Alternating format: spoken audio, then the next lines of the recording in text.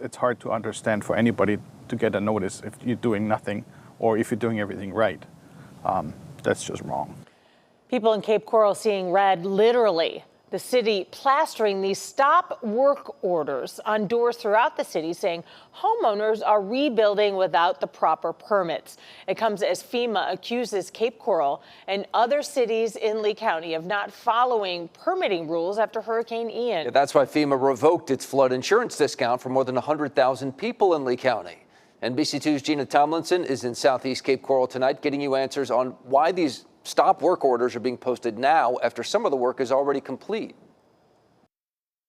People in Southeast Cape Coral are not happy about this at all. Some who woke up with this red notice taped to their door tell me they had a permit for any work that they did.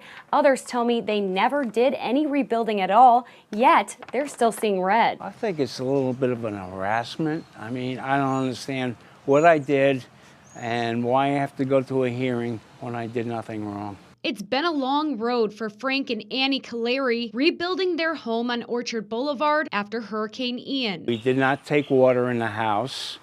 Our roof was destroyed. Repairs were completed months ago, but now they're part of at least a dozen residents in Southeast Cape Coral being told to stop construction with the same story. Stop work immediately, and there was no work being done. The red citation that says construction doesn't comply also comes with a hearing date at City Hall. Paperwork from the city claims FEMA toured flood hazard areas in October and November of last year and identified places that didn't have a permit. There was a permit hanging on the door when they were doing the roof.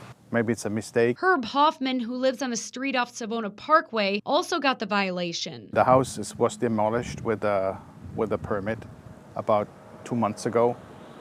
So I have no idea what it's for. The city of Cape Coral was too busy to answer my phone calls or emails about the violations today, so I drove up to City Hall. The communications office said the city manager would give an update on the FEMA issue at tonight's city council meeting. He briefed council on the city's efforts to get FEMA documentation about permits so it can keep a 25% flood insurance discount. So we're asking for, show us why we're not compliant, and we keep getting, we think you should have or could have and might have done this.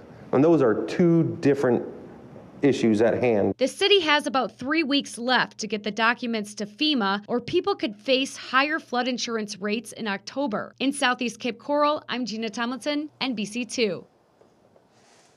Right now, Cape Coral city leaders are talking about a ban on building